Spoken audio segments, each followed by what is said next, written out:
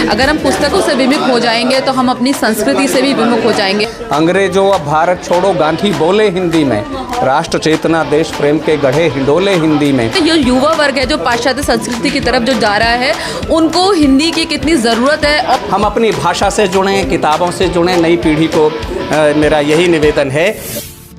कविताओं के माध्यम से देश की सेवा करने वाले राष्ट्रीय कवि अर्जुन सिसोदिया ने देश भर में अपनी रचनाओं के माध्यम से युवाओं में जोश भरने का काम किया है। वीर रस की कविताएं और सामाजिक ताने बाने से बती हुई रचनाओं के माध्यम से लोगों को जगाने वाले अर्जुन सिसोदिया ने रेडियो इंडिया से बातचीत की। उन्होंने बताया कि युवाओं को किताबों और साहित्य से जोड़ने की आवश्यकता है। अगर ऐसा नहीं हुआ तो जल्द ही युवा अपने रास्तों से भटककर किसी और दिशा में चले जाएंगे। सुनिए उन्होंने क्या कुछ कहा संवाददाता अर्चना सिंह से। और मनोवैज्ञानिक क्रम वर्णों का केवल हिंदी में, अंग्रेजों अब भारत छोड़ो गांधी बोले हिंदी में, राष्ट्र चेतना देश प्रेम के गढ़े हिंडोले हिंदी में, जिसके बलिदानों के बल पर भारत माँ स्वाधीन हुई, वह बलिदानी हिंदी क्यों अंग्रेजी के अधीन हुई, छोड़ गए अंग्रेज देश पर अपना ही अधिकार हुआ, खेद आज अपनों से ही हिंदी पर अत्याचार हुआ, तो एक राष्ट्र धारा में सारा भारत बह पाए चाहो, तो हिंदी को शीघ्र राष्ट्रभाषा के पद पर बैठाओ, हिंदी ने स्वीकार करी विपदाओं भरी चुनौती है, अतः राष्ट्रभाषा का पद तो हिंदी की बात होती है। बहुत बहुत धन्यवाद ई रेडियो को, उड़ान को, आप सभी को। सर एक आपसे एक आखिरी प्रश्न पूछना चाहती हूँ। आज का ये युवा वर्ग है जो पाश्चात्य संस्कृति की तरफ जो जा रहा है, उनको हिंदी की कितनी ज़रूरत है और इस तरीके के मंच की आवश्यकता कितनी है देश को?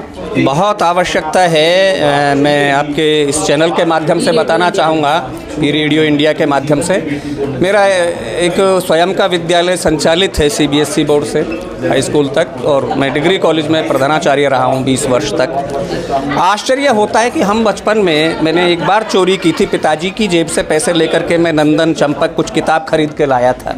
हमारे यहाँ प्रेमचंद जैसे वरिष्ठ साहित्यकार का साहित्य रखा है।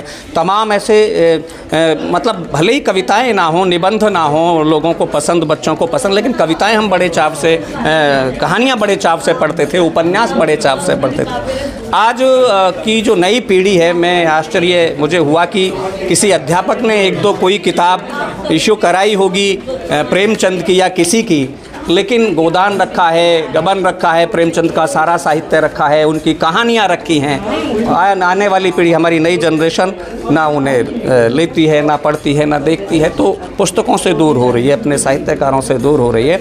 मेरा यही है नई पीढ़ी से निवेदन, और पुस्तकों से जुड़े। देखिए ई रेडियो आपका है और ई बुक्स भी आ रही हैं आजकल, लेकिन उन पुस्तकों का, ई बुक का वो आनंद नहीं जिसे आप पढ़ते पढ़ते सो जाएं और वो किताब आपके सिरहाने रखी रह जाए, आपको कोई दिक्कत ना हो।